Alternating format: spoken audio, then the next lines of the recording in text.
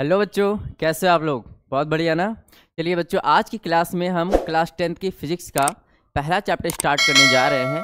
ठीक है, जिसका नाम है विद्युत, इलेक्ट्रिसिटी। ठीक है, अब इलेक्ट्रिसिटी होता क्या है, बेसिक से समझेंगे इस चैप्टर को। ठीक है, अब देखा होगा बिना इलेक्ट्रिसिटी के, बिना विद्युत के हमारी लाइफ अब तो इम्पॉसिबल सी हो गई है।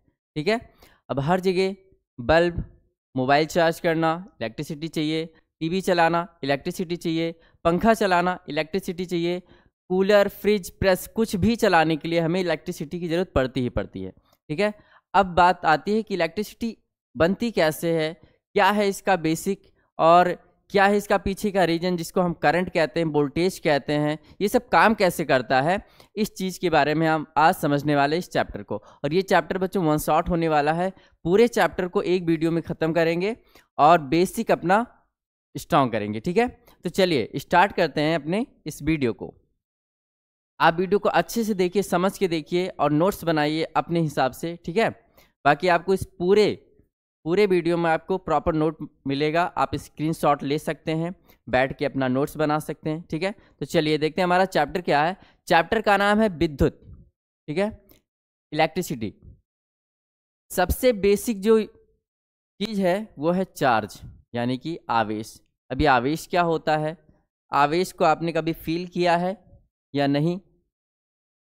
आप अगर इसको फील करना चाहते हो तो कभी महसूस करना, जब हम कपड़ा प्रेस करते हैं, प्रेस कर रहे होते हैं, जब कपड़े को दूसरी लेयर उठाते हैं ना, तो हमें आवाज़ सी आती है चरचराहट की। ठीक है, वहाँ पे जब हम उस चीज़ को रफ कर रहे होते हैं तो वो चार्ज हो जाता है, आवेशित हो जाता है। ठीक है, दूसरी चीज़ है, कभी हम किसी चेयर के पास बैठते हैं तो हमारे जो हाथों के बाल होते हैं ना, ये खड़े हो जाते हैं। ठीक है, खड़े हो जाते हैं। या कभी किसी चीज़ को हम रगड़ें तो हम देखते हैं कि वो चीज़ ना किसी दूसरी चीज़ की ओर अट्रैक्ट होने लगती है। ठीक है, या कभी बेसिक से एक्सपेरिमेंट कर सकते हो, कागज़ के छोटे छोटे टुकड़े लीजिए। ठीक है, और उनको किसी पेन या कंघी से अपने बालों में रगड़िए, कंघी को अपने बालों में रगड़िए खूब तेज, उसके बाद उस छोटे छोटे टुकड़ों को कागज़ की ओर लेके आइए, देखिएगा वो चिपक जाता है। ठीक है, तो ये होता है चार्ज। अब ये चार्ज होता क्या है, किसी भी पदार्थ का क्या गुण है, ये चलिए जानते हैं। तो देखते हैं विद्युत आवेश की परिभाषा क्या होती है, होता क्या होता है। किसी पदार्थ का वह गुण, ठीक है, चार्ज जो है ना, ये एक प्रॉपर्टी होती है जिसकी वजह से वो मटेरियल, वो पदार्थ किसी इलेक्ट्रिक या मैग्नेटिक फील्ड में आकर अट्रैक्ट होने लगता है, एक फोर्स, एक बल फील करता है उस चार्ज की वजह से। ठीक है, तो किसी पदार्थ का वह गुण जिसके कारण किसी विद्युत अथवा चुंबकीय क्षेत्र में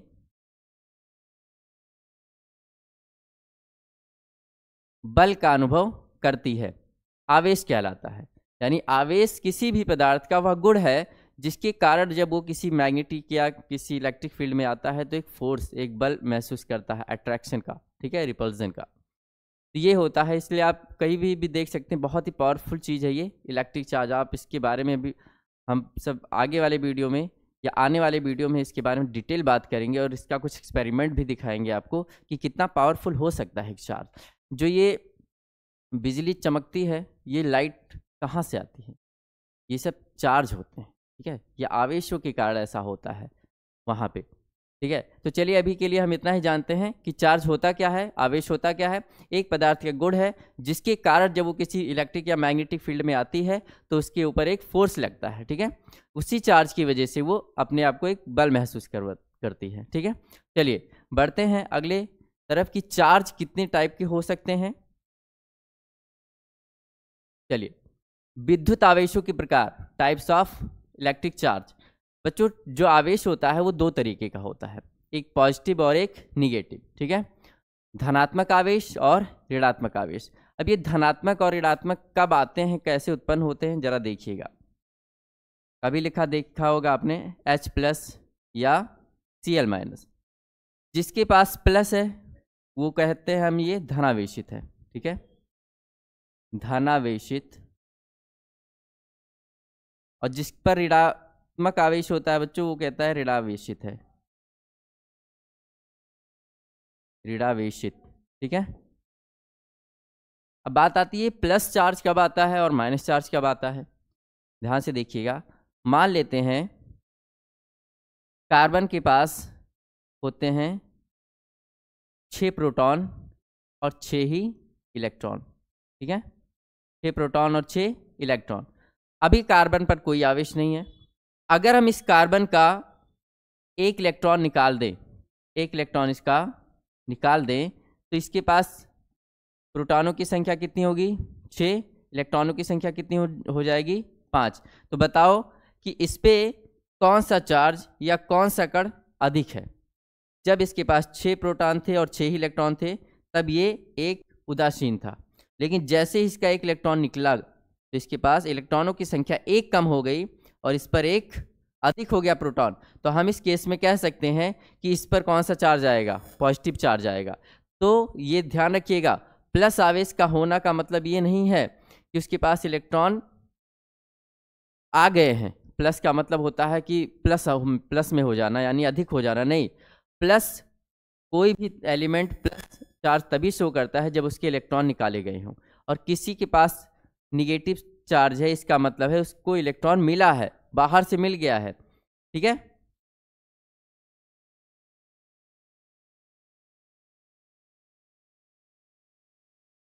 एक चीज और ध्यान रखिएगा, जो ये चार्ज, ये निगेटिव पॉजिटिव आता है, अगर किसी पे पॉजिटिव चार्ज है, इसका क्या मतलब है? इसका मतलब हो क्या इलेक्ट्रॉन उसके एक इलेक्ट्रॉन को, या जो भी, अगर वो +2 शो कर रहा है, इसका मतलब होता है उसके 2 इलेक्ट्रॉन निकाले गए हैं बाहर, ठीक है। अगर वो +1 शो कर रहा है, इसका मतलब उसका एक इलेक्ट्रॉन निकाला गया है उसके बाहर से, ठीक है। लेकिन अगर निगेटिव शो कर रहा है 2-, या इसको ऐसे भी लिखा जाता है कहीं कहीं 2-, अगर वो निगेटिव शो करता है, इसका क्या मतलब है कि प्रोटॉन निकाले गए हैं? नहीं, प्रोटॉन कभी भी बाहर नहीं निकल सकता, क्योंकि ये न्यूक्लियस में रहता है, नाभिक में रहता है, ठीक है। आदान प्रदान किस चीज़ का होता है? केवल इलेक्ट्रॉनों का होता है। इलेक्ट्रॉन ही जा सकते हैं, इलेक्ट्रॉन ही आ सकते हैं, कभी भी प्रोटॉन अपनी कक्षा को छोड़कर या अपनी नाभिक से बाहर नहीं जा सकता, ठीक है। रीजन क्या होता है? रीजन ये होता है, जो प्रोटॉन होता है वो इलेक्ट्रॉन का लगभग 1800 कुछ गुना, लगभग, बहुत एग्जैक्ट वैल्यू आप नहीं मालूम है, आप देख लीजिएगा, 1800 कुछ गुना भारी होता है इलेक्ट्रॉन से प्रोटॉन, ठीक है। इस वजह से ये अपने कक्षा को छोड़कर, प्रोटॉन अपनी कक्षा को छोड़कर बाहर नहीं निकल सकता। रही बात इलेक्ट्रॉन और प्रोटॉन, तो जो प्रोटॉन होते हैं वो न्यूक्लियस में पाए जाते हैं, और इलेक्ट्रॉन जो होते हैं वो कक्षाओं में घूमते हैं, ठीक है, ये कक्षाओं में घूमते हैं। इसलिए इलेक्ट्रॉन निकल सकता है, इलेक्ट्रॉन आ सकता है, लेकिन कभी भी प्रोटॉन अपनी न्यूक्लियस को छोड़कर बाहर नहीं जा सकता, ठीक है। तो हमने देखा कि आवेश 2 प्रकार के होते हैं, धनात्मक आवेश पॉजिटिव चार्ज और ऋणात्मक आवेश निगेटिव चार्ज, ठीक है। अब पॉजिटिव चार्ज कब आता है? जब इलेक्ट्रॉन का लॉस करता है वो, ठीक है। और निगेटिव चार्ज किसी पे कब आता है? जब वो इलेक्ट्रॉन को ग्रहण करता है, ठीक है। चलिए बढ़ते हैं आगे। अब विद्युत धारा, विद्युत धारा क्या होती है? करंट सबको मालूम है, करंट आ गया, करंट लग गया, या तार में करंट नहीं आ रहा है, तो करंट ही है विद्युत धारा। लेकिन ये बनती कैसे है? मेनली ये बनती कैसे है, करंट आया कहाँ से, और इसके पीछे का रीजन क्या है, करंट कहते किसे हैं? करंट को सब कहते हैं, हाँ करंट लग गया, करंट आ गया, ये करंट है क्या? चलिए, करंट क्या है जरा देखते हैं। आवेशों के प्रवाह की दर को विद्युत धारा कहते हैं, ठीक है। आवेशों के प्रवाह की दर को, यानी जो तार होता है, ध्यान से देखिएगा, ये जो सेल लगा हुआ है, पॉजिटिव और निगेटिव टर्मिनल है, और हमेशा याद रखिएगा जो करंट होता है ना बच्चों, वो पॉजिटिव साइड से निकलता है, निगेटिव साइड को जाता है, जबकि इलेक्ट्रॉन चार्ज, तार में क्या होता है? इलेक्ट्रॉन कंडक्टिविटी किसके कारण होती है? इलेक्ट्रॉन के कारण। अब इलेक्ट्रॉन की जो डायरेक्शन होती है वो निगेटिव से पॉजिटिव की ओर होती है। ध्यान रखिएगा, जो करंट है वो पॉजिटिव से निकलता है, निगेटिव को जाता है, और जो इलेक्ट्रॉन होते हैं वो निगेटिव से निकलकर पॉजिटिव को आते हैं। ऐसा कब होता है? जब सेल या बैटरी डिस्चार्ज हो रहे हों, यानी उनका हम यूज कर रहे हो, तब ये प्रोसेस होता है। लेकिन अगर ये चार्ज हो रहा है तो ये प्रोसेस उल्टा हो जाता है, ठीक है। चलिए, तो जो वायर में, जो तारों में चार्ज होते हैं,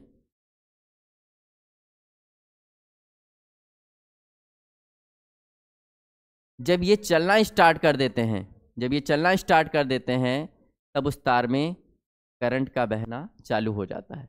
यानी कुल मिला के करंट क्या है? आवेशों का प्रवाह। करंट कुछ है नहीं, आवेश बह रहे हैं, हम कह रहे हैं इसको करंट का नाम दे दिया गया। ठीक है, बाकी कुछ करंट अलग से कोई प्रॉपर्टी नहीं है। आवेशों का प्रवाह यानी flow of electron is called current. ठीक है, चलिए इसे आई से डिनोट किया जाता है। विद्युत धारा का एसआई मात्रक क्या होता है बच्चों? एम्पियर। अब ये एम्पियर क्यों नाम दिया गया? एम्पियर साइंटिस्ट का नाम है जिनके रिस्पेक्ट में ये यूनिट बनाई जाती है। एक यूनिट होती है जो उसके राशियों से निकल के आती है। जैसे आप ध्यान से देखिए, अभी हम इसको समझते हैं कि क्या है, ये कैसे बना। पहले इसका मतलब समझते हैं कि एम्पियर नाम क्यों दिया गया है, जबकि करंट का फॉर्मूला होता है क्यू बाई टी। यहाँ पे क्यू है तब होता है चार्ज यानी कूलाम पर सेकंड, लेकिन इसको एम्पियर का क्यों नाम दिया गया? जब भी किसी राशि का जो नाम या मात्रक किसी के नाम पर हो तो समझ जाइए कि हाँ, उस चीज़ की डिस्कवरी या उस चीज़ के बारे में किसने पता किया है? उस इंसान ने। जिसको रिस्पेक्ट देने के लिए उस यूनिट को उनके नाम के यूनिट से बना दिया जाता है। ठीक है, चलिए तो यदि चालक में टी सेकंड में क्यू आवेश प्रवाहित हो रहे हो, ये जो तार बनाया गया है, अगर इसमें पर सेकंड की बात की जाए, जितने आवेश, जितने इलेक्ट्रॉन फ्लो हो गए, एक सेकंड में जितने लोग गुजर गए, उसी के रेट को, उसी की दर को हम कहते हैं करंट। ठीक है, धारा कहते हैं। चलिए तो इसका फॉर्मूला क्या होता है? I equal Q by T. अब इसका यूनिट समझ लेते हैं बच्चों।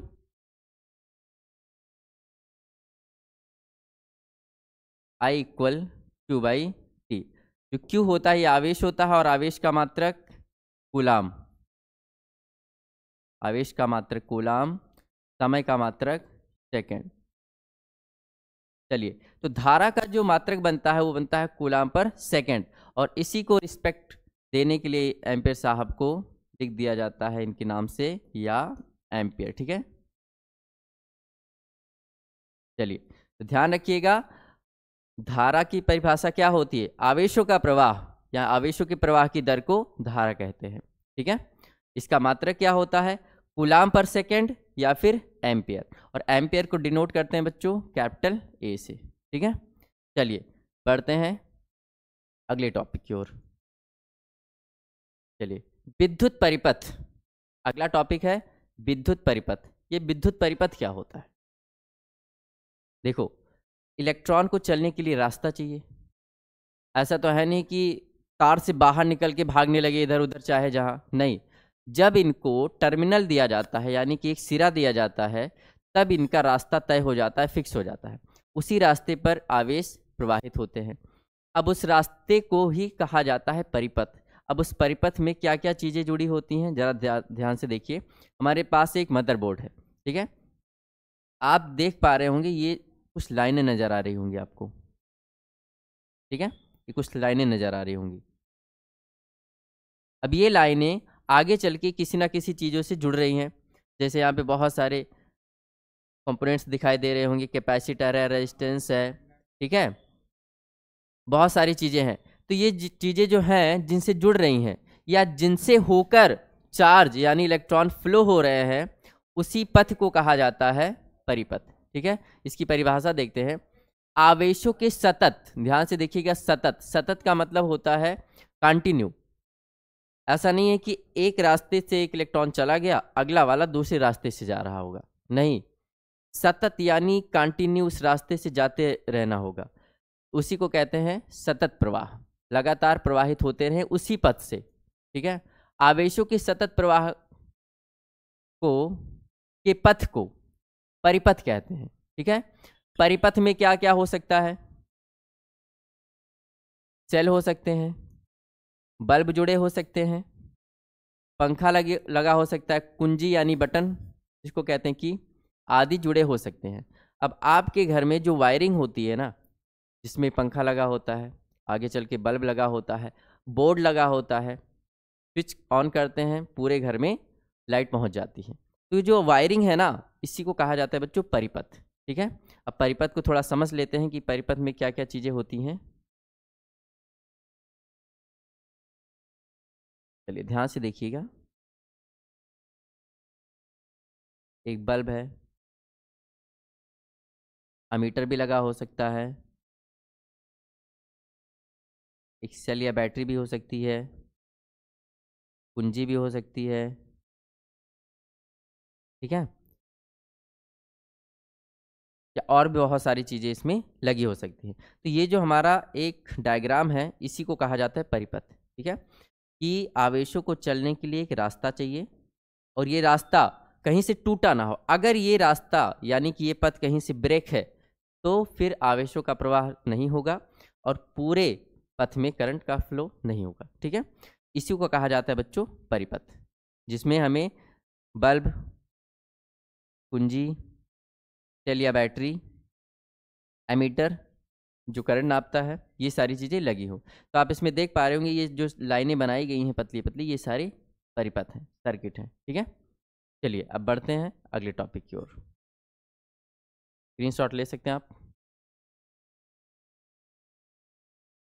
चलिए अगला है विद्युत विभव। विद्युत विभव क्या होता है? विभव, विभवांतर सुना होगा, पोटेंशियल, पोटेंशियल डिफरेंस क्या होता है, ये सारी चीज़ें पढ़े होंगे, लेकिन इनके बारे में नहीं मालूम है कि होता क्या है विभव। ठीक है, सुना होगा बैटरी 10 वोल्ट 12 वोल्ट की बैटरी है, चार्ज है, डिस्चार्ज है। तो आखिर उसमें ऐसा क्या होता है कि वो हम कहते हैं चार्ज है या इसका वोल्टेज 12 वोल्ट है? वो सारी चीज़ें बच्चों पोटेंशियल को ही डिनोट करती हैं, शो करती हैं। ठीक है, अब दो टर्मिनल, ये जो बैटरी का टर्मिनल होता है, अगर बैटरी चार्ज है तो एक टर्मिनल यानी एक सिरे का वोल्टेज हाई होगा, एक सिरे का लो होगा। जैसे ही हम इसमें वायर अटैच करते हैं तो करंट का फ्लो होने लगता है। करंट का फ्लो किसकी वजह से होता है? पोटेंशियल यानी विभव के अंतर को। तो चलिए विभव विभवांतर की परिभाषा समझते हैं। चलिए, अनंत से एकांक आवेश को विद्युत क्षेत्र के भीतर किसी निश्चित बिंदु तक लाने में किया गया कार्य उस बिंदु का विद्युत विभव कहलाता है। ठीक है, अब इसका क्या मतलब, इसको थोड़ा डायग्राम से समझते हैं। चलिए, मान लिया हमारे पास एक इलेक्ट्रिक फील्ड है, एक विद्युत क्षेत्र है। ठीक है, अब विद्युत क्षेत्र या हमारे पास कोई आवेश है, कोई चार्ज है छोटा सा, अनंत। अनंत का मतलब ये नहीं है कि बहुत दूर है, लाखों करोड़ों किलोमीटर, नहीं, एक ऐसी दूरी जो हमें मालूम नहीं है, कंफर्म नहीं है, तो हम कहते हैं अनंत से है। अब अनंत से इस आवेश को इस इलेक्ट्रिक फील्ड के, ठीक है, जिसको हम विद्युत क्षेत्र कह सकते हैं,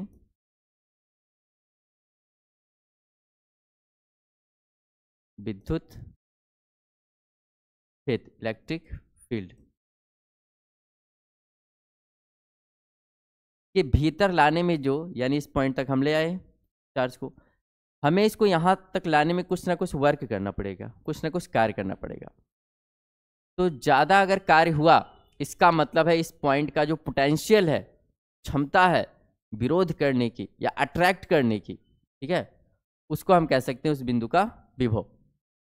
ध्यान से सुनिए, किसी एकांक मतलब छोटा सा पर यूनिट चार्ज, उसको उठाकर किसी इलेक्ट्रिक फील्ड के अंदर लाने में जो हमें वर्क करना पड़ता है, उसी को कहा जाता है विद्युत विभव। ठीक है, उस बिंदु का विद्युत विभव। चलिए, विद्युत विभव की परिभाषा तो हम समझ गए, लेकिन इसका फॉर्मूला क्या होता है वो जरा समझते हैं।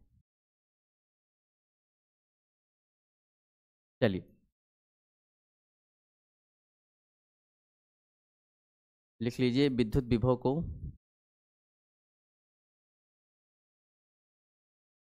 विद्युत विभव को V से, कैपिटल V से निरूपित करते हैं। चलिए, इसका मात्रक वोल्ट होता है। चलिए, ये डेफिनेशन है, ठीक है, इसको आपको नोट कर लेना है। चलिए, अब इसका फॉर्मूला समझते हैं। सबसे पहले हम लिखेंगे विभव कैसे मालूम चलता है?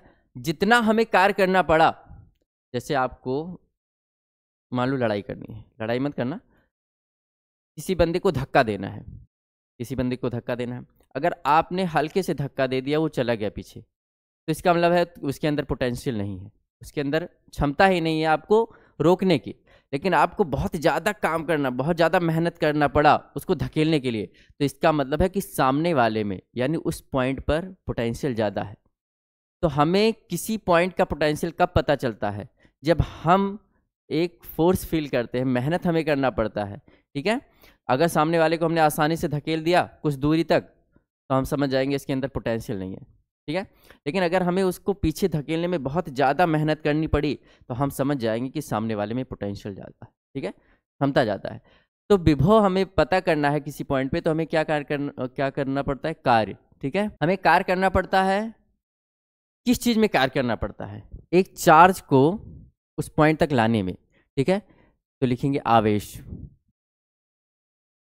आवेश, और यहां से हमारा फॉर्मूला बनता है विभव का। तो विभव बराबर होता है बच्चों कार्य बटे आवेश। अब विभव को लिखते हैं V से, कार्य को लिखते हैं W से, और आवेश को Q से। तो यहां से हमारा जो फॉर्मूला बनता है विभव का, वो बनता है W/Q, यूनिट होती है वोल्ट। तो समझ गए होगे, ठीक है, विभव क्या होता है। एक बार फिर से, अनंत से जब किसी चीज को विद्युत क्षेत्र के भीतर लाने में हमें जो कार्य करना पड़ता है, उसी को उस पॉइंट का विद्युत विभव कहते हैं। विद्युत विभव को V से डिनोट करते हैं, और इसका यूनिट जो होता है वो वोल्ट होता है। फॉर्मूला कैसे निकालते हैं? विभव बराबर कार्य बटे आवेश, कार्य का W लिख सकते हैं, आवेश को Q से, और यूनिट निकल के आती है वोल्ट। अब इसका एक यूनिट और भी बन सकता है बच्चों, जूल पर कूलाम। ध्यान से देखिए, अगर इसको हम थोड़ा सा बदले तो क्या बन सकता है? V इक्वल W/Q था, कार्य को लिखते हैं जूल और आवेश को कूलाम। तो जूल पर कूलाम या फिर वोल्ट, इसको दोनों लिख सकते हैं, ठीक है। चलिए अब बढ़ते हैं अपने अगले टॉपिक के लिए, विद्युत विभवांतर, ठीक है। अब विद्युत विभवांतर और विभव में क्या अंतर है? आपने इसको कहां से लाया था? अनंत से कहां? विद्युत क्षेत्र के भीतर ला चुके हैं। बाहर से अंदर लाने में जो कार्य करते हैं उसको विभव कहते हैं। लेकिन अब भीतर है, अब भीतर ही हम इधर उधर जाएंगे। चलिए इसको थोड़ा सा समझते हैं। विद्युत क्षेत्र के भीतर, अब आप भीतर हो, अंदर हो, बाहर नहीं हो। किसी एकांक आवेश को एक बिंदु से दूसरे बिंदु तक ले जाने में किया गया कार्य उस बिंदुओं के बीच विभवांतर कहलाता है, ठीक है। इसको थोड़ा सा समझते हैं बच्चों। चलिए बच्चों ध्यान से देखिए, पहले क्या था कि जब हम विद्युत क्षेत्र के बाहर से किसी चीज़ को लाते थे, किसी चार्ज को, तो इसको हम कहते थे विभव, ठीक है।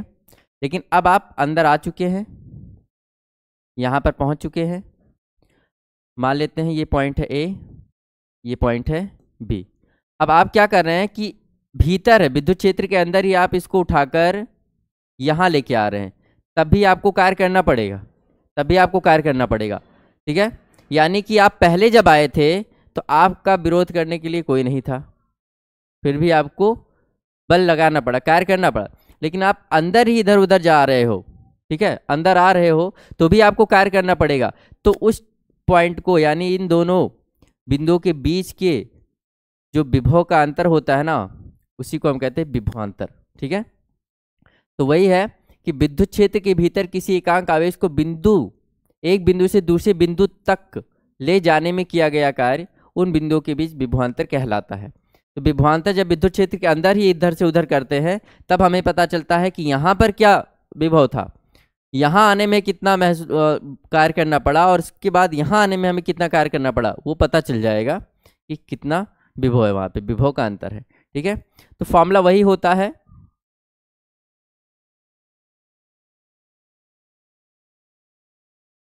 विभवांतर कार्य बटा आवेश ही होता है, ठीक है। अब यहाँ पर विभव का अंतर होता है, इसलिए इसको dV से लिखते हैं, W/, क्यू, ठीक है। अगर हम क्यू को ला रहे हैं तो चाहे कैपिटल यूज कर चाहे स्मॉल। जूल पर कूलाम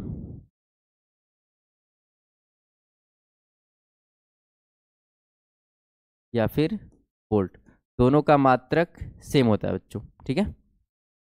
चलिए अब बढ़ते हैं अगले टॉपिक की ओर। स्क्रीनशॉट ले सकते हैं। चलिए, ओम का नियम बहुत ही ज़्यादा इंपॉर्टेंट, ठीक है, आपके बोर्ड एग्जाम के लिए भी और आपको आगे पढ़ने के लिए भी, क्योंकि ओम्स लॉ आगे भी आपको मिलेगा। चलिए, ओम साहब साइमन ओम क्या बताते हैं, ठीक है, किस चीज़ के बारे में बताते हैं, ज़रा इसको आज समझ लेते हैं। तो ओम का कहना था, ओम साहब का, इस नियम के अनुसार यदि किसी चालक, यानी हमारे पास कोई चालक है, ठीक है, चालक है कि भौतिक अवस्था जैसे क्या, ताप, ना तो आप इसको गर्म करोगे, ठीक है, दाब, ना ही तो आप इसको प्रेस करोगे, दबाना नहीं है, ना ही इसको गर्म करना है, तब क्या हो, परिवर्तन ना किया जाए तो चालक के सिरों पर, यानी इस जगह की बात कर रहे हैं, लगाए लगाए गए, इसको मिटा लेना बच्चों, लगाए गए विभवांतर चालक में प्रवाहित धारा के समानुपाती होता है। यानी कि ये तार है, इनके सिरों पर जो विभवांतर लगाया जाता है, यानी सेल या बैटरी जब जोड़ देते हैं, तो जो V होता है और इसमें जो करंट फ्लो होता है, ये एक दूसरे के समानुपाती होते हैं। इसका मतलब क्या हुआ, यानी आप अगर ज़्यादा वोल्ट की बैटरी लगाओगे तो आपको करंट भी क्या मिलेगा, ज़्यादा मिलेगा, ठीक है। आपके घरों में कभी कभी लाइट जो होती है ना, वो डिम आ जाती है, कुछ चीज़ें जैसे बल्ब हो गया बहुत धीमा जलता है, पंखा बहुत धीरे घूमता है, तो उस सिचुएशन पे क्या कहते हैं आप, करंट कम है या वोल्टेज ज़्यादा है या कम है, तो हम कहते हैं वोल्टेज कम आ रही है इसलिए करंट कम बनेगा, ठीक है। प्रेस चलाना हुआ, प्रेस जल्दी गर्म नहीं होगा, बल्ब, पंखा, कूलर, फ्रिज, ये सब धीमे चलेंगे, क्यों, क्योंकि उनको करंट कम मिल रहा है। करंट क्यों कम मिल रहा है, क्योंकि सामने से वोल्टेज कम आ रही है। आप अगर वोल्टेज बढ़ा दोगे, ये जो समानुपाती का डायरेक्टली प्रोपोर्शनल का निशान, इसका मतलब क्या होता है कि अगर आप इस क्वांटिटी को बढ़ाओगे तो ये अपने आप इंक्रीज करेगा, ठीक है। अगर आप इसको कम करोगे तो करंट भी अपना कम हो जाएगा, इसलिए दोनों एक दूसरे से संबंधित है। तो वही कह रहे हैं कि अगर आप किसी चालक की टेम्परेचर को और प्रेशर को अगर ना चेंज करो तो आप उस सिरे पर जो वोल्टेज दोगे और करंट जो इसमें फ्लो होगा वो एक दूसरे के प्रोपोर्शनल होंगे, ठीक है। ये इन्होंने अपना लॉ दिया। अब इसको समझते हैं लॉ को इनके। उनका कहना था जो V है वो प्रोपोर्शनल होता है डायरेक्टली प्रोपोर्शनल I के, ठीक है। प्रोपोर्शनैलिटी का निशान अगर हटाएं तो यहाँ पे लगता है एक कांस्टेंट, जिसको हम कह सकते हैं R, I पहले से है, ठीक है। लिखेंगे जहां R एक समानुपाती नियतांक है जिसे चालक का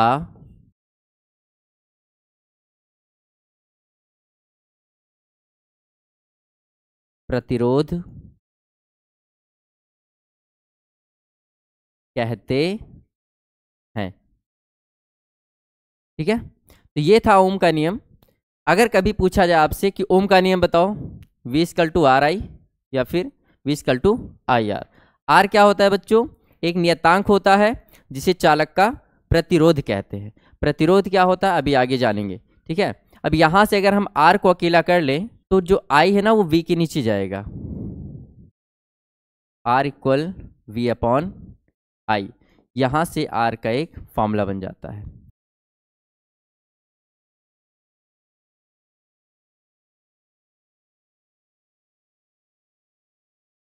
प्रतिरोध का मात्रक।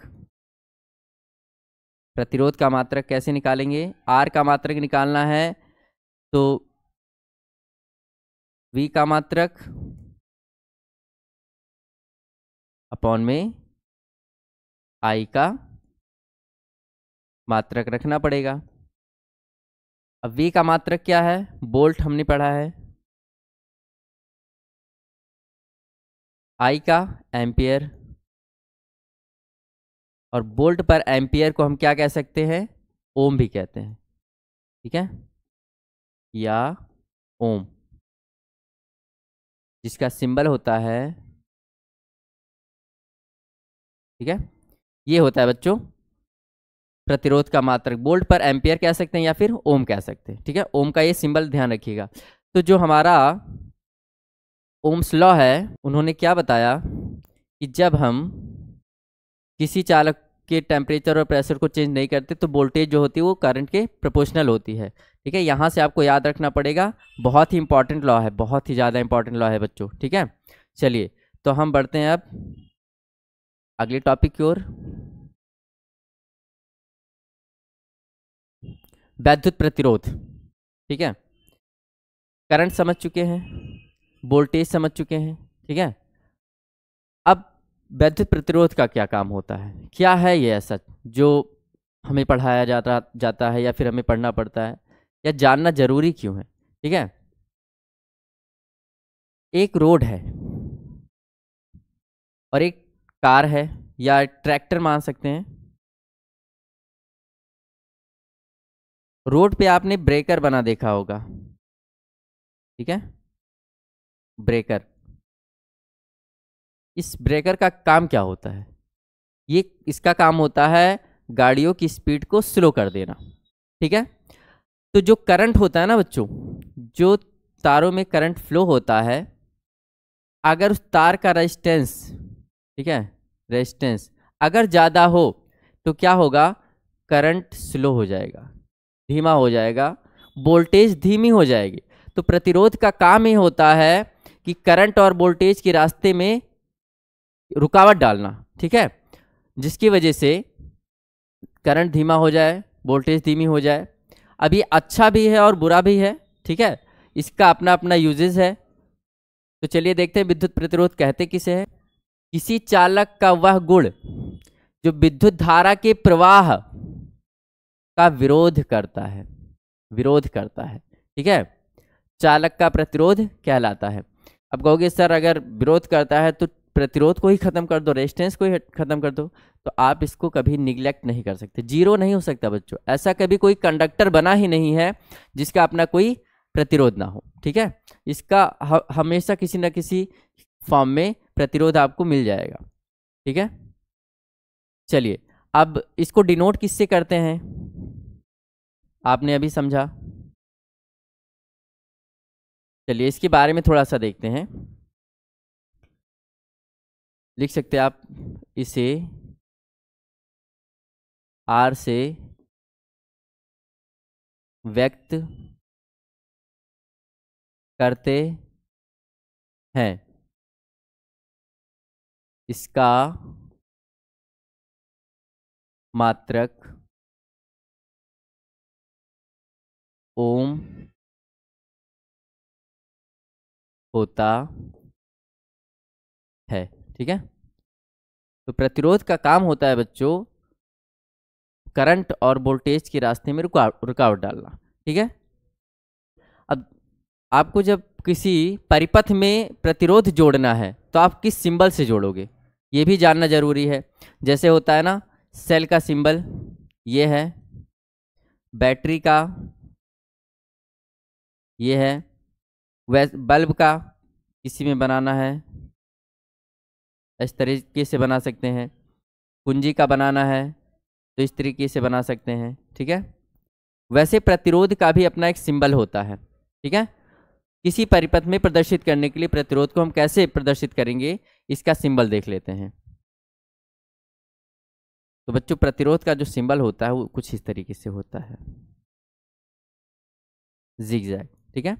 और इसको व्यक्त करते हैं आर से, आपने अभी पढ़ा है।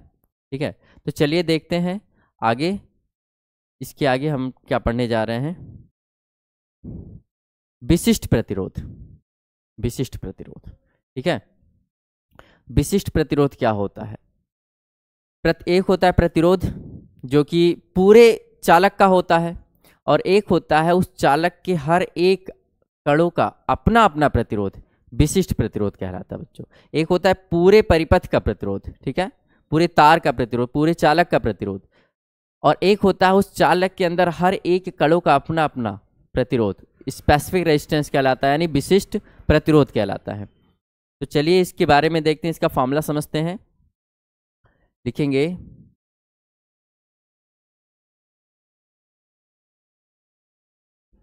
किसी चालक का प्रतिरोध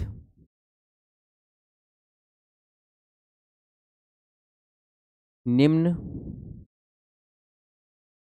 कारकों पर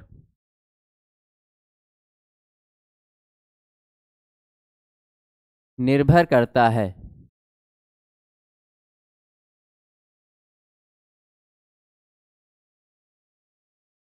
करता है। ऐसे कौन कौन से कारक हैं, कौन कौन से फैक्टर्स हैं जो इफेक्ट करते हैं रेजिस्टेंस को?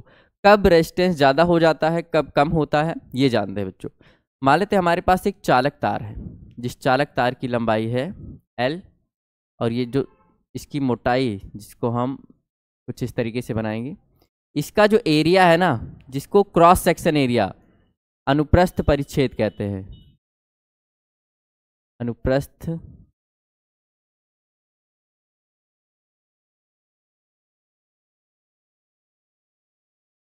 परिच्छेद क्षेत्रफल, ठीक है। ये अनुप्रस्थ परिच्छेद क्षेत्रफल कौन सा क्षेत्रफल होता है?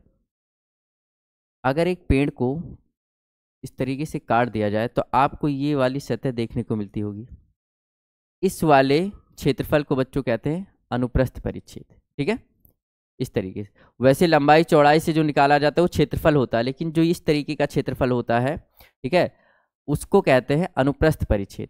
तो हम मानते हैं इस तार का जो अनुप्रस्थ परिच्छेद है वो क्या है? A है, तार की लंबाई है L, ठीक है। तो किसी भी तार का, किसी भी चालक का प्रतिरोध किस चीज पे निर्भर करता है, वो हम देखने जा रहे हैं। तो पहला पॉइंट है हमारा, चालक की लंबाई के अनुक्रमानुपाती होता है।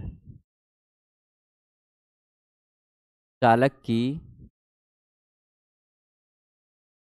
लंबाई के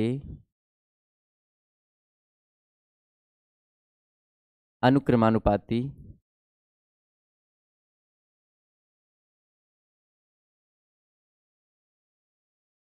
होता है, यानी कि जो R है वो डिपेंड करेगा L पर, ठीक है। जितना ज़्यादा बड़ा तार लोगे उतना ज़्यादा रेजिस्टेंस हो जाएगा, और उतना ही कम वोल्टेज उसमें जाएगी, और वोल्टेज अगर कम जाएगी तो फिर करंट कम होगा, ठीक है। सेकंड क्या चीज़ है?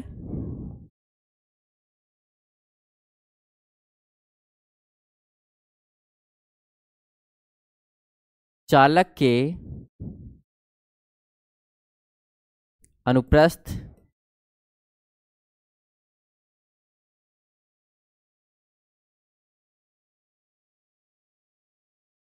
परिच्छेद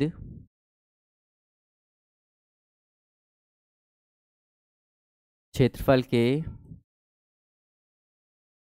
व्युत्क्रमानुपाती,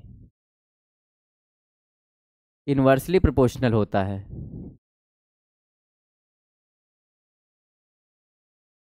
ठीक है। यानी कि R जो है ना वो एरिया का, क्षेत्रफल का उल्टा होता है। जितना मोटा तार लगाएंगे आप ना उतना बेहतर होता है, ठीक है। इसलिए जब भी आप दुकान पे जाते हैं कोई तार खरीदने, तो दुकानदार पूछता है कि आपको क्या चलाना है, तो आप बताते हैं मुझे हैवी चीज़ चलानी है या हल्की फुल्की चीज़ चलानी है। अगर हल्की फुल्की चीज़ चलाना है, जैसे बल्ब जलाना हो, तो आपको वो नॉर्मल सा वायर दे देता है। लेकिन आपसे पूछता है अगर आपको बहुत दूर ले जाना है तार को, या फिर कोई हैवी चीज़ चलानी है, हीटर हो गया, फ्रिज हो गया, तो आपको मोटा तार दिया जाता है। रीज़न ये होता है कि तार का एरिया जितना ज़्यादा होगा रजिस्टेंस उतना कम होगा। अब रेजिस्टेंस कम होगा तो इसमें वोल्टेज और करंट दोनों ज़्यादा जाएंगे, इस वजह से मोटा तार लगाया जाता है, केबल यूज किया जाता है। ठीक है, अब इन दोनों समीकरणों को अगर हम मिला लें, लिखेंगे उपरोक्त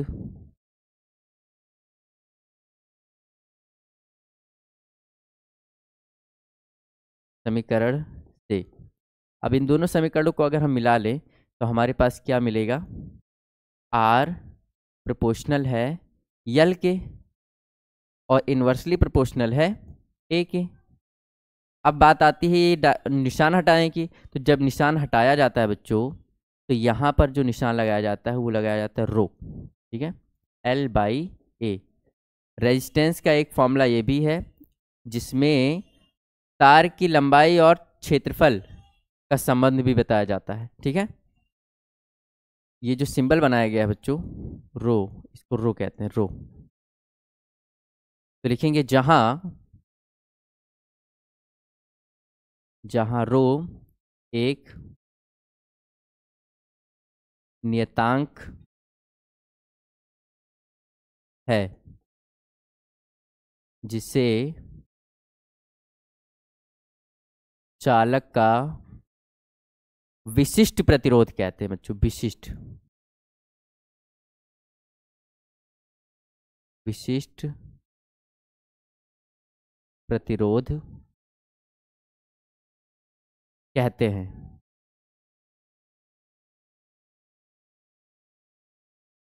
ठीक है, तो यहां से विशिष्ट प्रतिरोध का फॉर्मूला हमें मिलने वाला है। ठीक है, सबसे पहले हमने क्या किया, हमने देखा कि जो प्रतिरोध होता है वो तार की लंबाई के अनुक्रमानुपाती होता है। ठीक है, इसके बाद में जो प्रतिरोध होता है तार की मोटाई यानी उसके क्षेत्रफल के व्युत्क्रमानुपाती।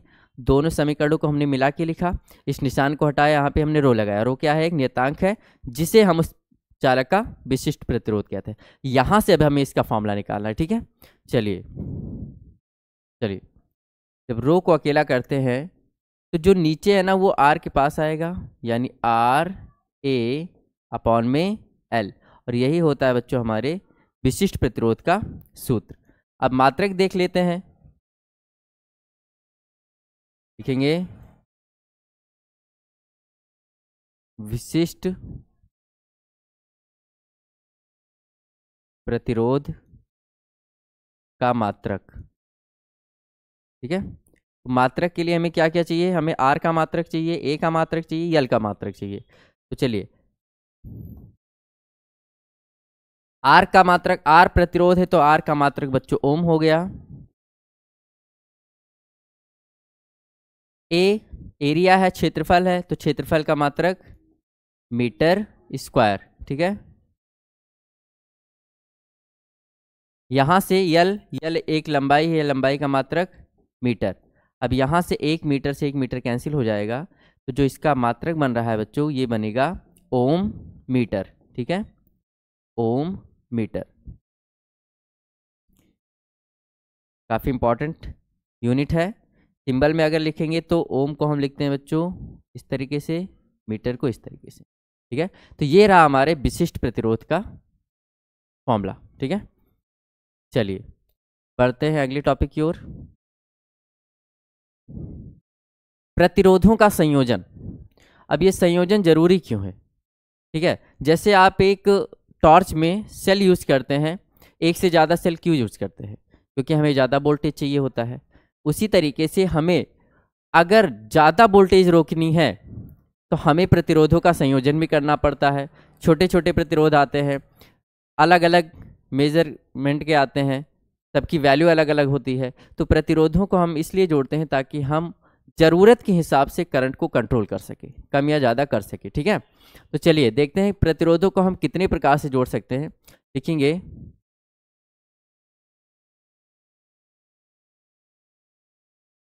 प्रतिरोधों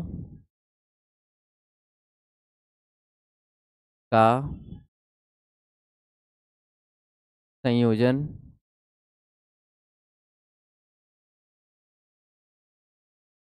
मुख्यतः 3 प्रकार से किया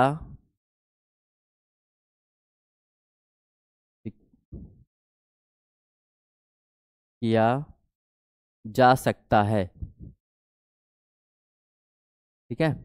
प्रतिरोधों को हम तीन प्रकार से जोड़ सकते हैं। कौन कौन सा है? पहला है श्रेणी क्रम संयोजन।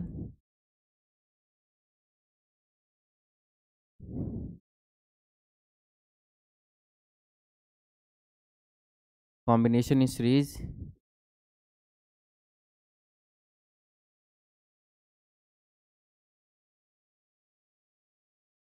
समांतर क्रम संयोजन। दूसरा है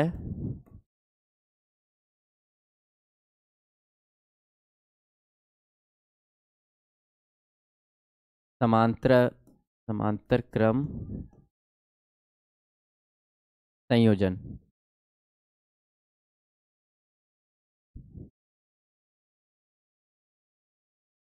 कॉम्बिनेशन इन पैरेलल। ठीक है। तीसरा है बच्चों मिश्रित क्रम। मिश्रित क्रम मिक्स्ड कॉम्बिनेशन। ठीक है। तो इतने तरीके से हम इनको जोड़ सकते हैं। ठीक है। अब जरा इनका डायग्राम देख लेते हैं थोड़ा इधर। चलिए, अगर हमारा प्रतिरोध श्रेणी क्रम में है तो हम उनको कुछ इस तरीके से जोड़ते हैं।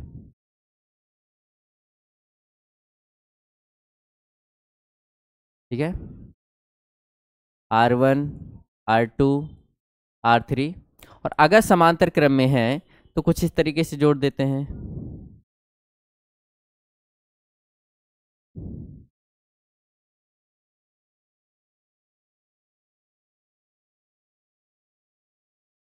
ठीक है। R1 R2 R3। और जो मिश्रित क्रम होता है बच्चों, वो होता है श्रेणी और समांतर दोनों में जुड़ा हो। ठीक है।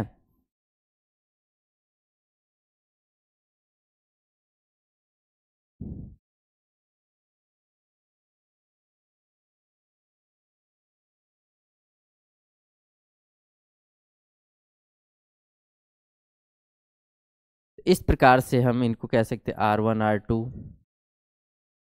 R3 R4 R5 R6। तो इस तरीके से जो संयोजन होता है बच्चों, ये होता है मिश्रित क्रम। ठीक है। तो मेन हमारा ये दोनों होता है, इसको हम जरूरत के हिसाब से ऐड करते हैं। तो चलिए बढ़ते हैं कि श्रेणी क्रम संयोजन किसे कहते हैं और समांतर क्रम संयोजन किसे कहते हैं, मिश्रित क्रम संयोजन तो खैर हम अलग से पढ़ते हैं। ठीक है। चलिए इनकी डेफिनेशन देख लेते हैं। चलिए, तो हेडिंग डालते हैं श्रेणी क्रम संयोजन।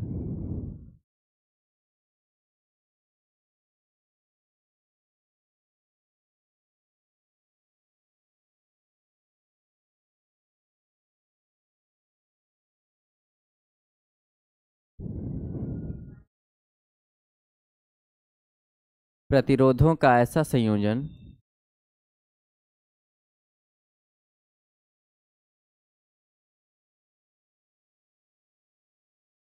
संयोजन जिसमें पहले प्रतिरोध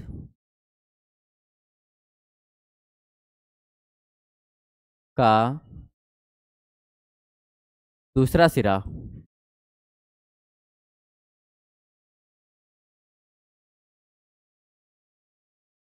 दूसरे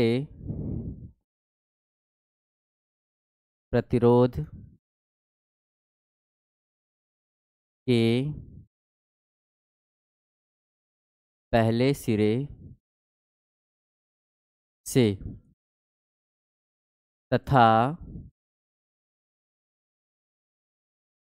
दूसरे प्रतिरोध का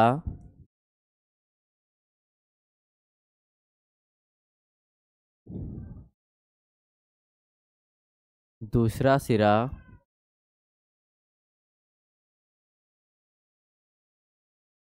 तीसरे प्रतिरोध के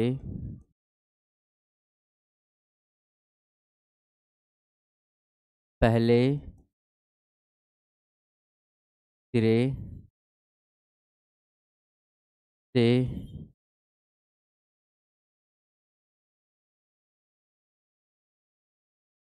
सिरे से जुड़ा हो तो प्रतिरोधों का यह क्रम श्रेणी क्रम संयोजन कहलाता है।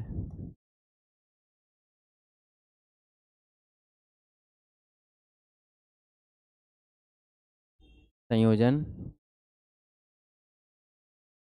कहलाता है। ठीक बच्चों, चलिए ध्यान से देखिए, ये पहला प्रतिरोध है हमारा, इसका पहला सिरा, दूसरा, पहला, दूसरा, इसका पहला सिरा और ये इसका दूसरा सिरा, और ये इसका दूसरा सिरा, सॉरी इसका पहला सिरा, ये इसका दूसरा, ये इसका पहला, इसका दूसरा। ठीक है, ध्यान से देखो, पहले प्रतिरोध का जो दूसरा सिरा है दूसरे के किससे जुड़ा हुआ है, पहले से। ठीक है, और दूसरे का दूसरा सिरा तीसरे के पहले से जुड़ा हुआ है। तो अगर ऐसा संयोजन है तो उसको हम कहते हैं श्रेणी क्रम संयोजन। ठीक है, चलिए अब समांतर क्रम संयोजन, इनका फॉर्मूला देख लेते हैं क्या बनता है। अगर श्रेणी क्रम संयोजन में जुड़े हुए हैं प्रतिरोध तो इनका जो संयोजन का सूत्र होता है बच्चों, लिखेंगे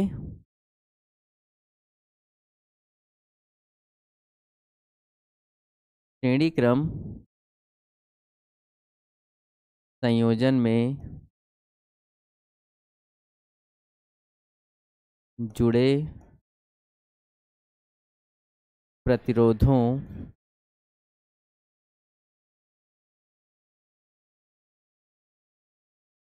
का तुल्य प्रतिरोध, यानी टोटल प्रतिरोध कैसे निकालते हैं। मान लिया कि 3 प्रतिरोध हैं तो इनका टोटल निकाला जाता है बच्चों, R1 plus R2 plus R3 से निकाला जाता है।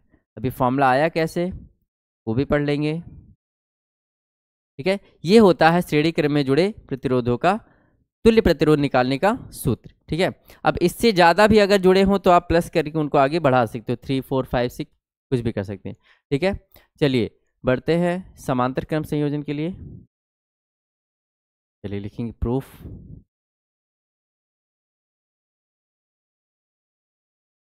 लिखेंगे माना 3 प्रतिरोध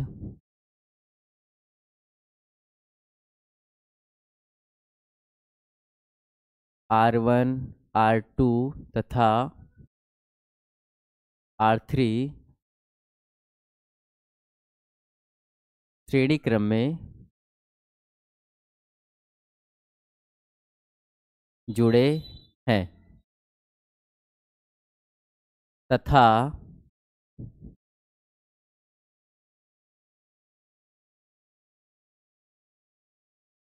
उनमें प्रवाहित धारा I है। इनके सिरों पर विभवांतर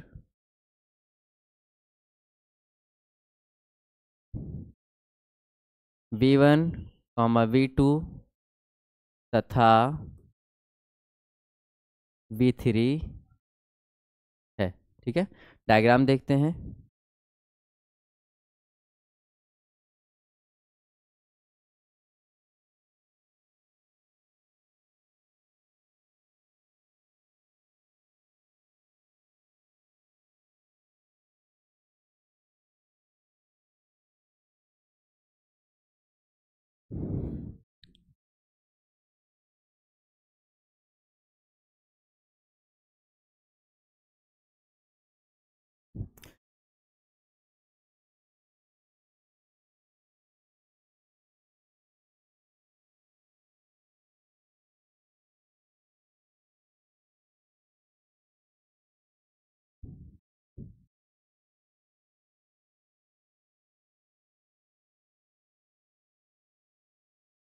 चलिए ध्यान से देखिए, हमारे पास 3 प्रतिरोध हैं, R1 R2 R3, तीनों श्रेणी क्रम में हैं।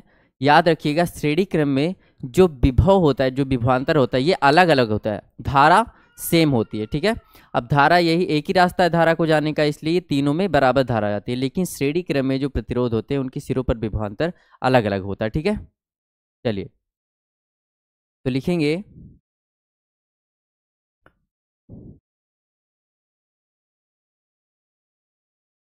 पहले प्रतिरोध पर विभव या विभवांतर, तो V equal to Ohm's law से लिखेंगे, V इक्वल टू क्या होता है आई आर, तो I तो वही रहा लेकिन R क्या हो जाएगा 1, और 1 में कौन सा विभव है 1 1, ठीक है V1, इसीलिए लिखेंगे इसी प्रकार क्या हो जाएगा V2 के लिए क्या बन जाएगा IR2, और V3 के लिए क्या बन जाएगा IR3। अब क्या करेंगे, जो बैटरी का वोल्टेज है वो क्या है V है, यही V जाके 3 हिस्से में बटा हुआ है, तो अगर हम बैटरी का टोटल V लेंगे तो उसको क्या करना पड़ेगा V1 plus V2 plus V3 लिखेंगे।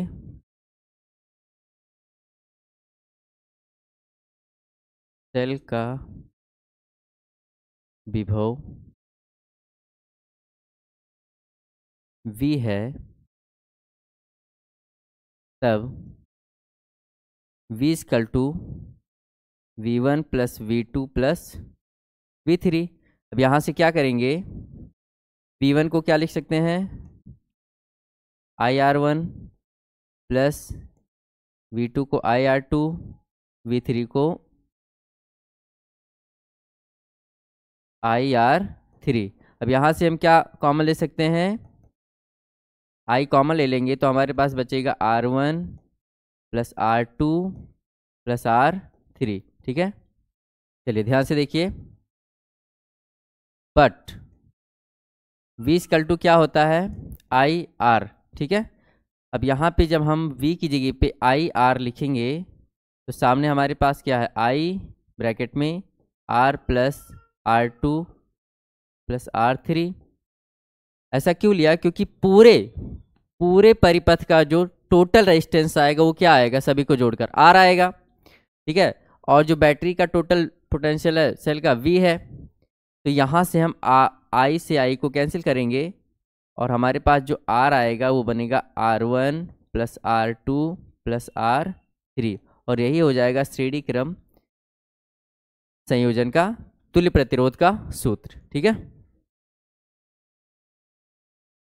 चलिए बढ़ते हैं समांतर क्रम संयोजन की ओर। चलिए हेडिंग लगाएंगे समांतर क्रम संयोजन।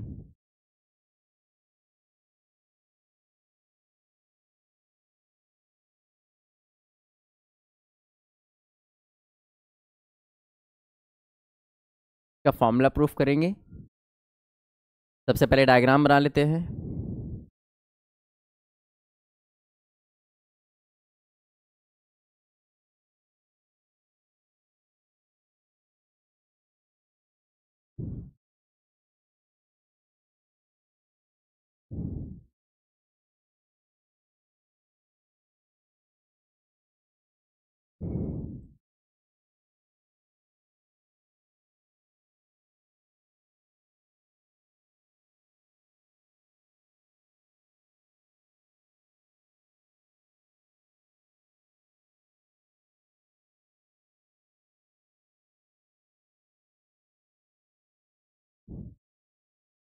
यहाँ से जो धारा निकलती आई, और धारा आई यहाँ पहुँचने के बाद 3 हिस्सों में बढ़ जाती है बच्चों। ठीक है, उसके पास 3 रास्ते हो जाते हैं I1 I2 और इसमें जाएगा I3। ठीक है, वापस ये I बनकर बाहर आती है।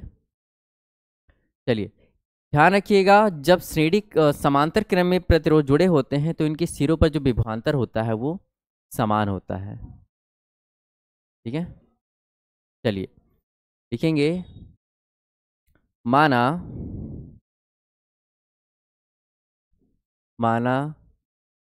3 प्रतिरोध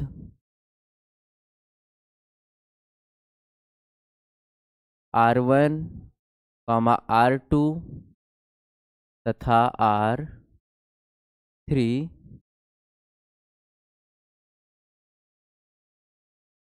समांतर क्रम में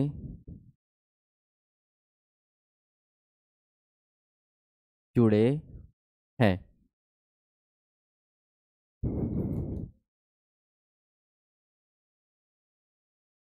जिनके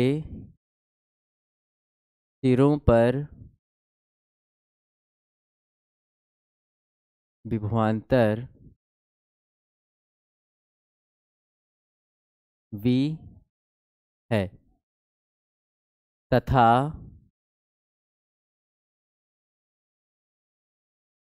इनमें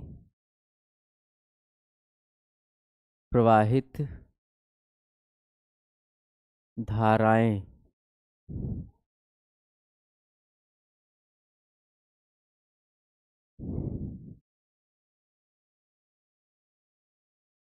क्रमशः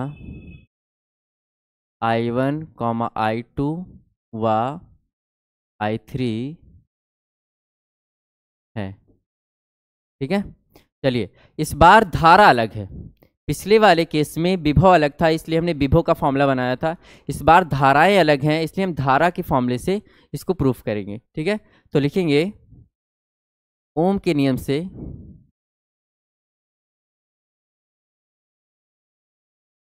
नियम से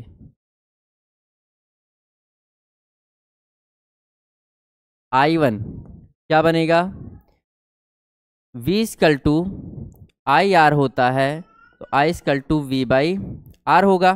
ठीक है, तो यहां से I1 के लिए क्या बनेगा बच्चों, V सेम रहा R1।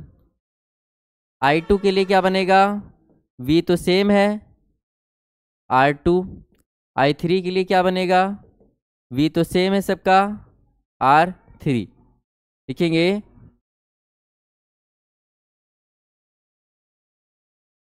परिपथ में धारा। अब परिपथ में जो धारा जा रही है वो आई जा रही है, आगे जाके 3 हिस्से में बट गई। ठीक है, 3 हिस्से में बढ़ जाती है तो क्या करेंगे, I1, I2, I3 की वैल्यू ये रखेंगे। I की वैल्यू, I1 की value V by R1, V by R2 plus V by R3। ठीक है, लिखेंगे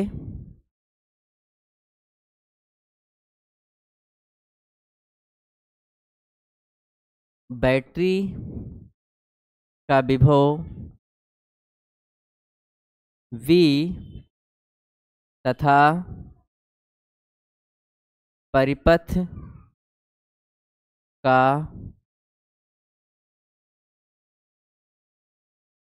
कुल प्रतिरोध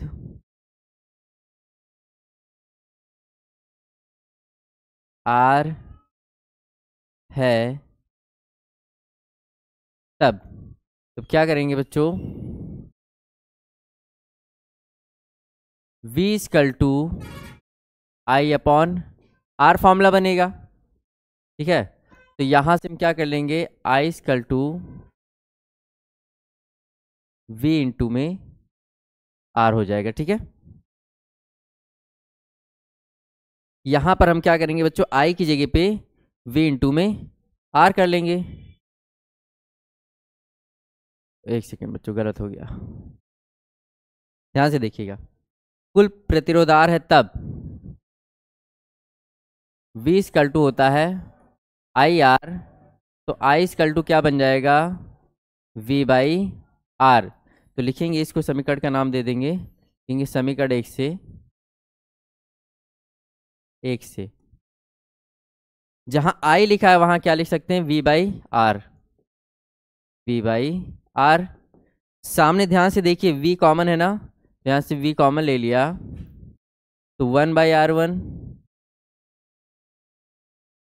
1 by R2 plus 1 by R3। ठीक है, यहाँ से हम V को V से कैंसिल कराएंगे और हमारा जो फाइनल फॉर्मूला निकल के आएगा बच्चों, ये होगा 1 by R equal 1 by R1 plus 1 by R2 plus 1/R3, ठीक है। ये होगा हमारा फाइनल फॉर्मूला। अगर प्रतिरोध एक से ज़्यादा जुड़े हैं तो आप इसको बढ़ा भी सकते हैं, ठीक है। अब एक है ट्रिक थोड़ा सा बच्चों, कि अगर केवल 2 ही प्रतिरोध समांतर क्रम में जुड़े हों तो उनके लिए थोड़ा सा डायरेक्ट फॉर्मूला आप समझ लीजिएगा। इसमें क्या होता है, आपको पहले नीचे लिखना होता है, इनका बेस बराबर करना पड़ता है, उसके बाद सॉल्व करके पलटना पड़ता है। लेकिन अगर 2 प्रतिरोध डायरेक्ट जुड़े हैं तो उनको हम लिख सकते हैं उन्हीं का गुणा बटे उन्हीं का जोड़। इससे आपको डायरेक्ट वैल्यू मिलेगी, लेकिन ये केवल 2 के लिए है, वो भी समांतर क्रम में, ठीक है। तो चलिए अब हम बढ़ते हैं अगले टॉपिक की ओर, क्योंकि हमारा जो मिश्रित क्रम है वो जरूरत के हिसाब से हम उसको दोनों क्रम में जोड़ सकते हैं, ठीक है। तो चलिए बढ़ते हैं अगले टॉपिक की ओर, विद्युत ऊर्जा, ठीक है। अभी विद्युत ऊर्जा क्या होती है बच्चों, किसी चालक में विद्युत, किसी चालक में, यहाँ में रहेगा बच्चों, किसी चालक में विद्युत आवेश प्रवाहित होने से जो ऊर्जा व्यय होती है, अगर आप दौड़ोगे तो जाहिर सी बात है आपकी ऊर्जा लॉस होगी, एनर्जी खर्च होगी। तो वैसे किसी चालक में जब इलेक्ट्रॉन फ्लो करते हैं तो उनकी एनर्जी लॉस होती है, या हम ये कह सकते हैं कि उस वोल्टेज को वो लॉस करते हैं जिस वोल्टेज की वजह से भाग रहे होते हैं, ठीक है। तो होने से जो ऊर्जा व्यय होती है उसे विद्युत ऊर्जा कहते हैं बच्चों, ठीक है, विद्युत ऊर्जा कहते हैं।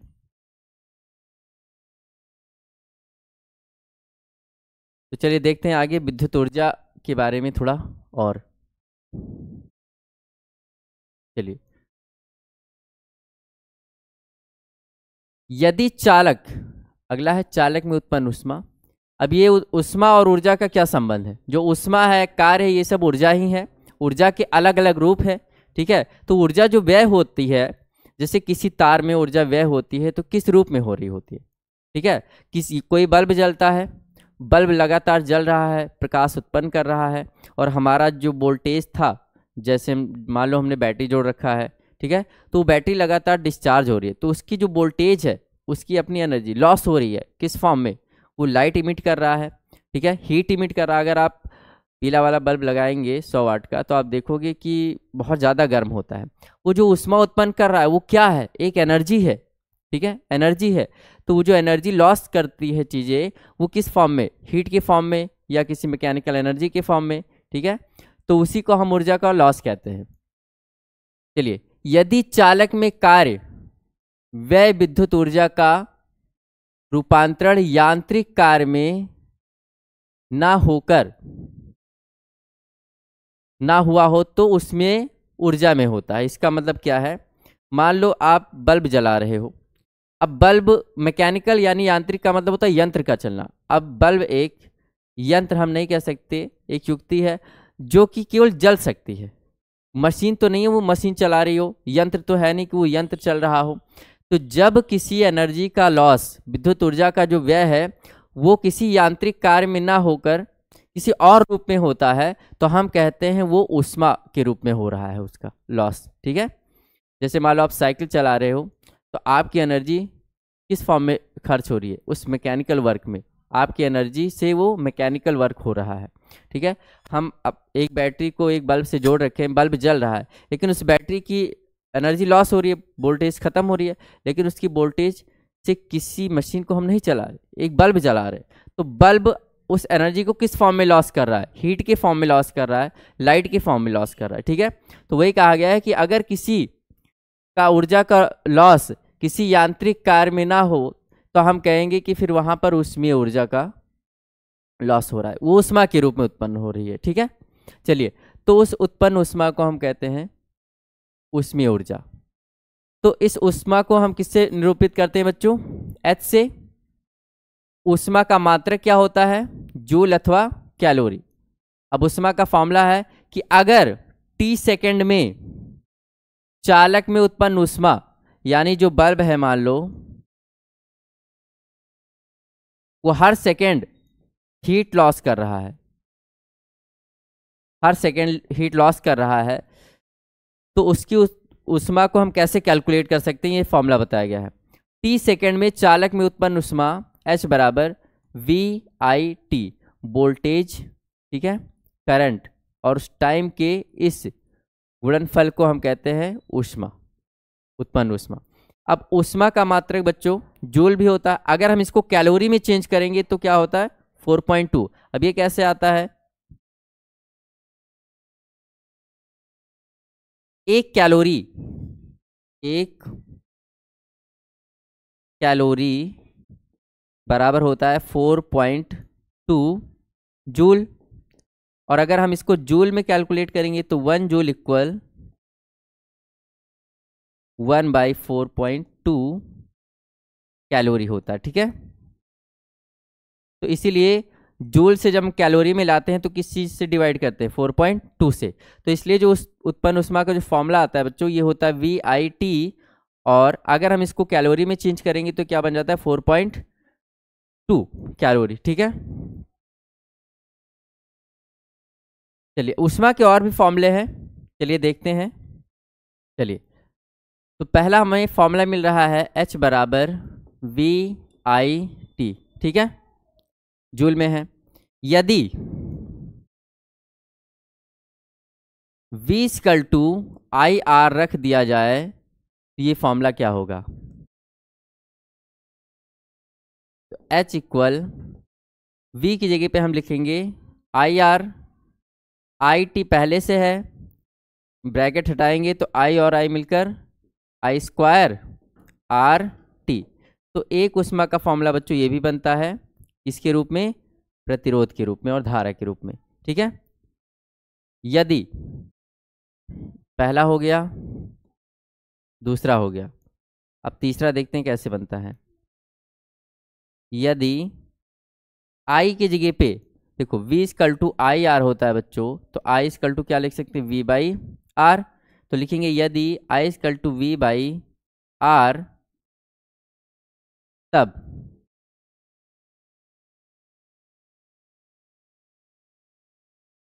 इसी फॉर्मूले में या इस फॉर्मूले में है, हम अगर I की जगह पे V/R रख दे तो क्या फॉर्मूला बनता है ऊष्मा का, ध्यान से देखिएगा। V ऐसे रहा, I की जगह पे क्या लिखेंगे V/R, बाहर क्या है T, ब्रैकेट हटाएंगे V और V मल्टीप्लाई करेंगे तो क्या बन जाएगा V स्क्वायर T/R। तो इस तरीके से हमें एक और नया फॉर्मूला मिल गया, किस रूप में, विभव और प्रतिरोध के रूप में, ठीक है।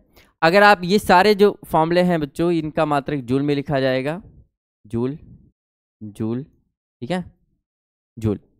अगर आपको कैलोरी में चेंज करना है तो 4.2 से डिवाइड करना पड़ेगा।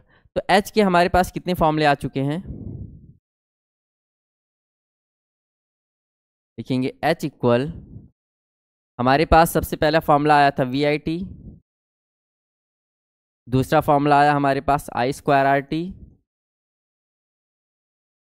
तीसरा आ गया हमारे पास V स्क्वायर T अपॉन में R, ठीक है। तो कुछ इस तरीके से हमें एक ऊष्मा के कई सारे फॉर्मूले मिल सकते हैं। अगर आप इनको, ये सारे के सारे बच्चों जूल में आएंगे, अगर इनको कैलोरी में चेंज करना है तो 4.2 से डिवाइड करना पड़ेगा, ठीक है। चलिए बढ़ते हैं अगले टॉपिक की ओर। विद्युत शक्ति बहुत ही इंपॉर्टेंट टॉपिक है बच्चों, इलेक्ट्रिक पावर।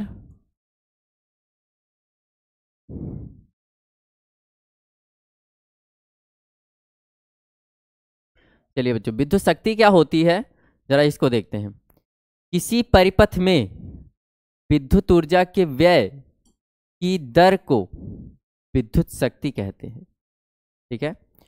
मान लो आप मशीन चला रहे हो, ठीक है, मशीन चल रही है, हर सेकंड उसकी ऊर्जा लॉस हो रही है, तो उस ऊर्जा के लॉस होने के रेट को हम पावर कहते हैं, ठीक है, विद्युत शक्ति कहते हैं।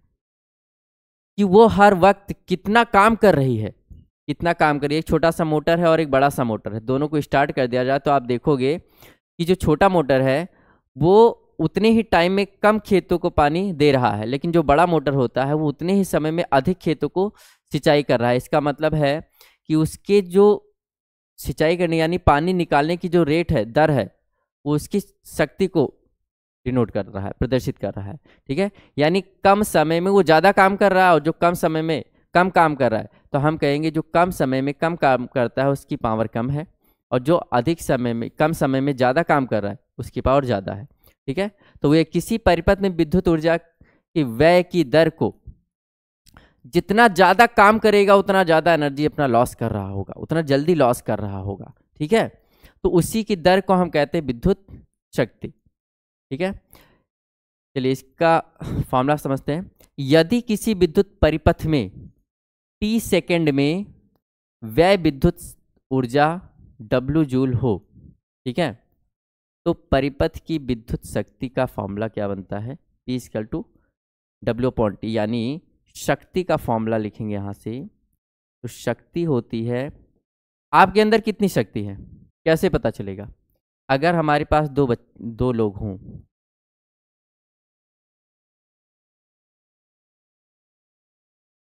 दोनों को सेम काम दिया जाए, ठीक है, ए और बी को सेम काम दिया जाए, ए वाला उस काम को 20 मिनट में कर देगा और जो बी वाला है वो उस काम को 25 मिनट में करेगा। ठीक है, सेम काम था, लोग अलग थे, दोनों को टाइम दिया गया। ए वाले ने उस काम को 20 मिनट में ख़त्म किया, बी वाले ने उस काम को 25 मिनट में। आप कैसे पता लगाओगे कि किसके पास ज़्यादा पावर है? ठीक है, तो ये फॉर्मूला कैसे बनता है बच्चों? उनके कार्य करने के हिसाब से देखा गया कि टाइम कितना लगा, उसने उस काम को कितने में ख़त्म किया उस टाइम को, ये हमने नोटिस किया। तो शक्ति का जो फॉर्मूला बनता है बच्चों वो बनता है कार्य बटा समय, कि उतने समय में आपने कितना काम किया, work upon time, work upon time. ठीक है, तो अब इसका यूनिट देख लेते हैं, लिखेंगे शक्ति का मात्रक, पावर ऑफ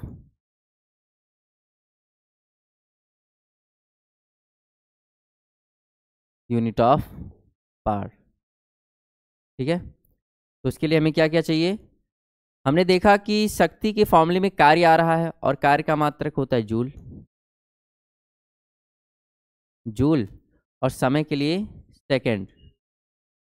ठीक है, तो जूल पर सेकंड या फिर हम वाट भी लिखते हैं इसको, जो शक्ति का मात्रक होता है बच्चों वाट।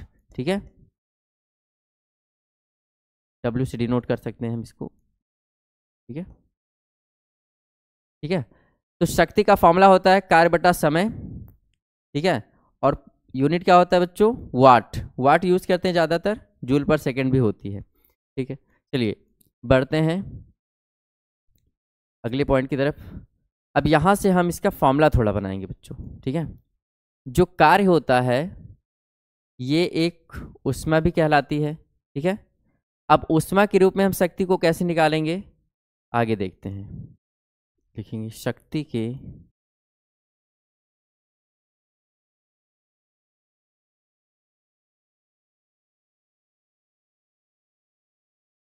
विभिन्न सूत्र। चलिए पहला जो है फॉर्मूला क्या होता है बच्चों? P equal to V, W का फॉर्मूला होता है VIT। बेसिक फॉर्मूला जो हमारा ऊष्मा था वो कार्य था। अब P इक्वल टू W/T है, W का फॉर्मूला होता है VIT। ठीक है, यहाँ नीचे हमारे पास क्या है? T है, तो यहाँ से हम T से T कैंसिल करेंगे, तो P का जो पहला फॉर्मूला आता है VI आता है। ठीक है, VI पहला फॉर्मूला याद रखिएगा, ये आपको आगे भी मिलता रहता है शक्ति का। P equal to VI। अब V और I की वैल्यू को अलग अलग चेंज करते चले, या फिर एक काम करते हैं ना, जो हमारा ध्यान से देखिएगा, H के जितने भी फॉर्मूले हैं उनसे अगर हम T हटा दें, तो इस सारा का सारा फॉर्मूला शक्ति का बन जाता है। ठीक है, चलिए तो यहाँ से हम देखते हैं कि P के कितने फॉर्मूले बन सकते हैं। पहला फॉर्मूला VI, दूसरा क्या बनेगा? I² R टी था, यहाँ पे टी नीचे लिखेंगे, कैंसिल करेंगे, तो हमारा जो सेकंड फॉर्मूला बनता है आई स्क्वायर आर, एक बन गया। अब आई की वैल्यू को चेंज कर लो,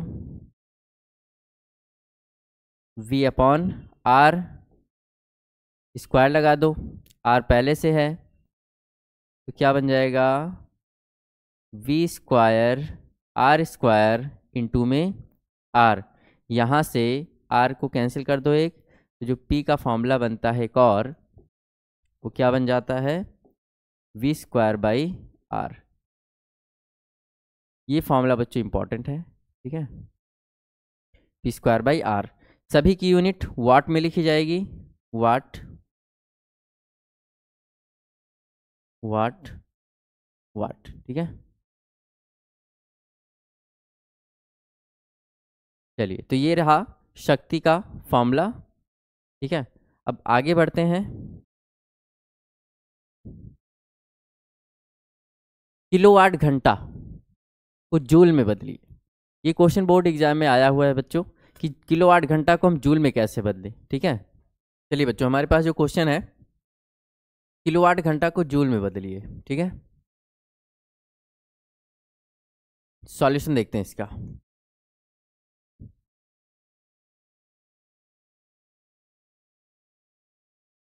किलोवाट घंटा, 1 किलो की बात हो रही है, ठीक है। तो 1 किलो के लिए पहले 1 लिखेंगे। किलो को बच्चों हटाने के लिए, कभी भी किलो वर्ड हटाना है तो आपको कितना लगाना पड़ता है, 1 किलो बराबर कितना, 1000, या फिर कह लो 10 की पावर 3 होता है, ठीक है। तो चलिए 1000 लिख लिया। इसके बाद किलो वाट,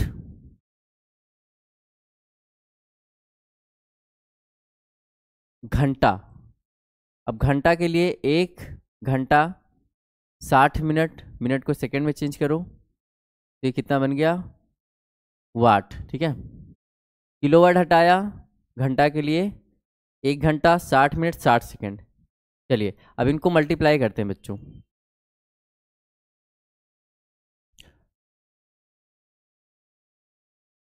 टेन की पावर, अब ध्यान से देखिएगा, ये जो वैल्यू है ना, एक ऊर्जा के लिए है, इसलिए अब इसको वाट ना लिखकर हम जूल में लिखेंगे, ठीक है। 10 की पावर 3, इनका मल्टीप्लाई करते हैं तो कितना आता है, 3600, क्योंकि 1 घंटे में 3600 सेकंड होता है। अब 36 को ऐसे लिखा, इन दो पावर को इनको और दे दो तो कितना आ जाता है, 10 की पावर 5 आ जाता है। ये बड़ा नंबर है बच्चों, ठीक है, ये बड़ा नंबर है। कभी भी जो पद्धति बनाई गई है वो ये बताएगा कि अगर आपके पास पावर है तो इस वैल्यू को आप छोटे में करके लिखो। आप छोटे में कितना कर सकते हैं, एक पूर्ण अंक के बाद पॉइंट लगना चाहिए, तब जाके ये बनता है छोटे में। अगर हम यहाँ पे पॉइंट लगाएंगे तो हमें क्या परिवर्तन करना पड़ेगा, हमें एक जीरो और बढ़ाना पड़ेगा, यानी इसके पास में, यानी 10 का मल्टीप्लाई करना पड़ेगा।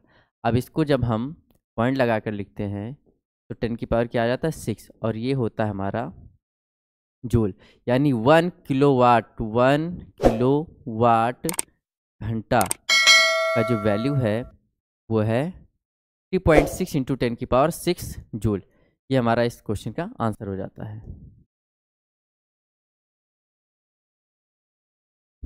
चलिए बच्चों, तो चैप्टर यहाँ पे फिनिश होता है। अब बेसिक तो हमने क्लियर कर लिया है, अब न्यूमेरिकल के जो पार्ट रहेंगे वो हम अगले वीडियो में लेके आएंगे।